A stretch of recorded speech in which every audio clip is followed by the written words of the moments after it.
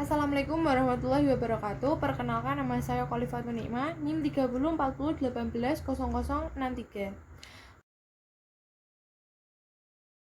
Proses manajemen strategi terdiri dari strategi-strategi yang berinteraksi erat dan berkelanjutan, serta harus diintegrasikan dengan baik demi suksesnya sebuah perusahaan.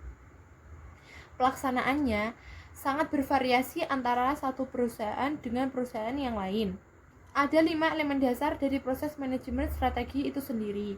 Dimulai dari yang pertama, yaitu menetapkan visi, misi, dan tujuan organisasi.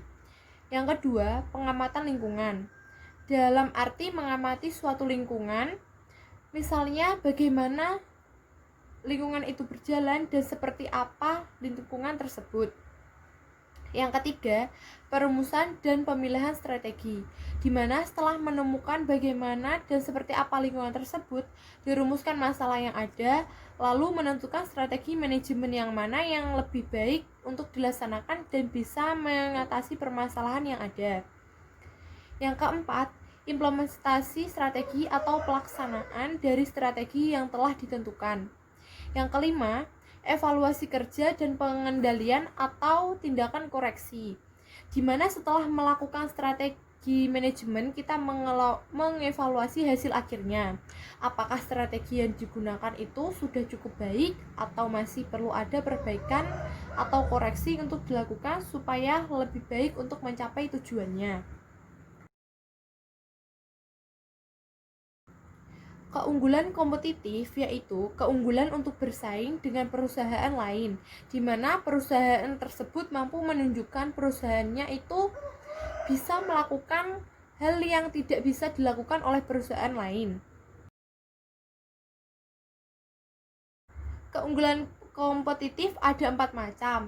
Yang pertama yaitu superiority in price atau keunggulan pada harga, di mana dengan produk yang sama atau dengan kualitas yang sama, perusahaan tersebut bisa menjual produk tersebut lebih terjangkau harganya daripada perusahaan yang lainnya.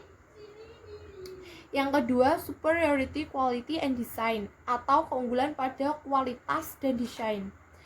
Selain soal harga yang lebih rendah, jika ingin tetap menjaga kualitas konsumen terhadap produk perusahaan yang telah kita produksi, perusahaan tersebut juga harus mengembangkan kualitas dan desain produknya lebih baik daripada perusahaan yang lain agar menarik konsumen. Yang ketiga, superiority in customer responsiveness atau keunggulan dalam merespon kebutuhan dan keinginan konsumen, di mana perusahaan harus mengetahui apa saja yang dibutuhkan oleh para konsumennya agar bisa menciptakan produk yang akan terjual sehingga perusahaan dapat mencapai tujuannya dan mendapat keuntungan atau laba. Yang keempat, superiority in innovation atau keunggulan berinovasi. Suatu perusahaan harus kreatif dalam menciptakan inovasi-inovasi baru dalam produknya agar tetap dipilih dan menarik konsumen, dan kita juga, perusahaan kita dapat bersaing dengan perusahaan lain. Sekian dari saya. Apabila ada kesalahan kata, saya mohon maaf dan terima kasih. Wassalamualaikum warahmatullahi wabarakatuh.